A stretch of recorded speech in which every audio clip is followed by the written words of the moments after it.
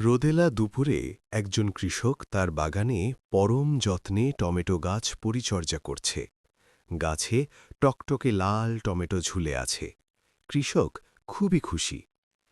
কৃষক যখন বিশ্রাম নিতে দূরে যায়, তখন একটি বড় ধূসর কবুতর উড়ে এসে বাগানে বসে।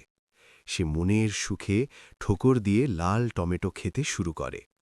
কৃষক ফিরে এসে দেখে তার প্রিয় টমেটো খুবলে খাওয়া। সে রাগে অগ্নিশর্মা হয়ে একটি লম্বা লাঠি হাতে নিয়ে কবুতরটির দিকে তেড়ে যায়। কৃষক লাঠি দিয়ে আঘাত করতে গেলে কবুতরটি মোটেও ভয় পায় না।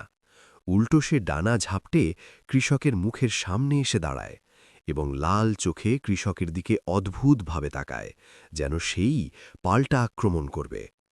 কবুতরের এমন রুদ্র মূর্তি দেখে কৃষক ঘাবড়ে যায়। সে লাঠি ফেলে উল্টো নিজের প্রাণ বাঁচাতে বাগান থেকে দৌড়ে পালায়। কবুতরটি বিজয়ের বেশে বাগানে রাজত্ব করে।